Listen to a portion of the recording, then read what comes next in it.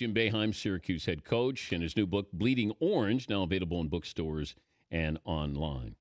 Hi, Coach. How are you? Mr. Patrick, it's been a long time since you've even talked to me, let alone had me on your show. I'm very, very pleased. Thank you. Well, you haven't really done anything recently, so I didn't have any other reason to have you on. So you yeah, wrote a but book. I have done something.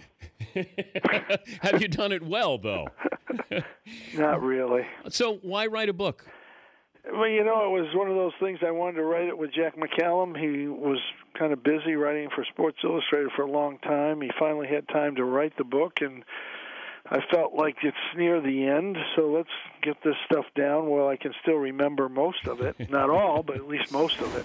Give me the story that you had trepidation about telling. I really didn't have any. I wanted to get everything in the book that has happened.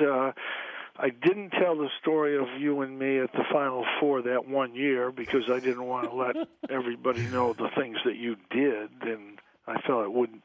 You can you can tell it now, but you got to include Kevin Costner in the story too. So, your best friend, I think he was that night. He said, "I am going to take a grenade for you," and I went, "Really?" So here's Costner with those saddle shoes on, where he goes over to talk to this stage 5 clinger. And right? You're 100% right.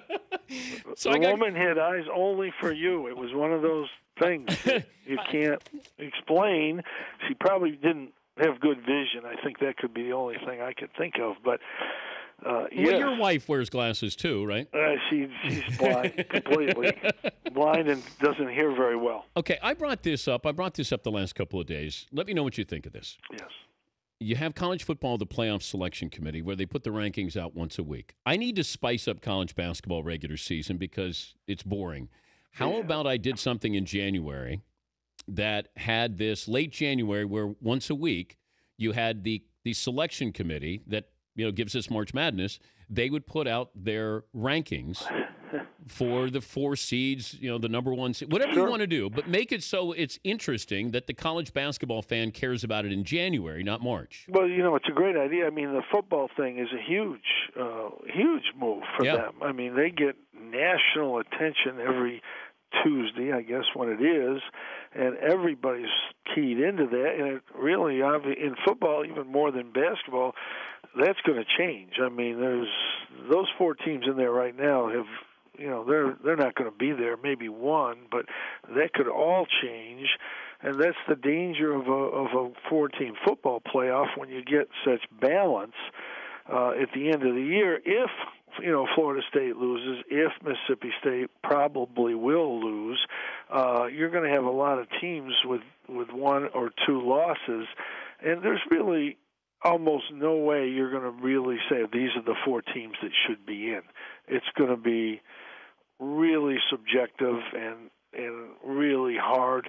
When you do a 64-team tournament, you're going to get everybody. You're going to get the winner in there someplace. When you do 4, you could have the best team out very easily. But we have too many, though, with March Madness, Jim. Well, the thing about March Madness, it's 64 teams. You could start your poll and talk about the 4 top seeds. That's really not that relevant. In football, the 4 is hugely relevant, and it'll be interesting at the end of the day.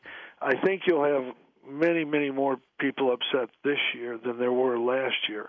Because when there's 4 teams, you easily can think your team should be in there. When there's 2, usually you can kind of come down to maybe 1 or 2. But 4, will be a lot of question marks, I think. He's Jim Boeheim. The book is Bleeding Orange, joining us Dan Patrick Show. When I first got the book, I immediately thought, this is the end. Like you're writing a book and that this is your last season. Geez, I hadn't thought of that. Maybe I need to consider that now. But no, I knew that it was close to the end. That's why I wrote the book. And when you retire, nobody wants to read about anything you're doing. So obviously you got to put it out now. The other thing that happened, we decided to include in the first season in the ACC And it turned out to be, we won our first 25 straight games, which I certainly didn't see coming. And I think that being included in the book and the way Jack McKillum included it and went back and forth between history, present, I just thought he did a great job with that in the book. And it kind of made that last year's team relevant. But I really just wanted to tell stories about people and players like Derek Coleman, Ronnie Cycli, the different things that happened and how things come together with Dave Gavitt putting the Big East together, how the league functioned, how it finally broke up. I mean, there were a lot of interesting stories in there for people that follow college basketball, particularly people that are in the Northeast that followed the Big East, the rise of a league out of nowhere, out of nothing, to become the dominant league in college basketball, and then really just imploding. I also was wondering about this, that the advent of cable TV, and I somehow remember Stevie Thompson being from California, but watching basketball, like seeing Syracuse, and so you had a kid from California who said, boy, I could go there, or like you had people considering places where they wouldn't consider because they didn't see it on TV, but cable provided you with basketball for, at any time of the day. And it affected us more than other schools. We had 4 players from California on one of our teams, on one of our really good teams. And Stevie told me, Coach, I came home at 5 o'clock or 4 o'clock and watched Big Monday. And that was his introduction to the Big East and Syracuse. And, I mean, I remember sitting in his house and his mother's in tears because her son's going to go 3,000 miles away. And it was strictly cable TV and us being the first league on it. And Dave Gavitt figured that out before anybody else. And it didn't hurt that the first years of the league we had Patrick Ewing, Chris Mullen, and Pearl Washington. It made the league and made all the coaches in the league. Dave Gavitt's responsible for about 6 coaches being in the Hall of Fame and probably a couple players because he figured out how to get schools who had no business being together to come together, and he was able to keep them together for a long time, really. It's his final year at Syracuse. The book is Bleeding Orange. It's Jim Boeheim. Who do you tell first that you're retiring? That's an easy one. You go home and tell the people there. So you don't tell the athletic director? You don't tell anybody at school? No. You go home and tell your wife? That would be the first, for sure. Would she get upset if you told somebody else before you told her? I would imagine she would, and the reason she would want me to tell her because she would probably say, no, I think you need to keep working.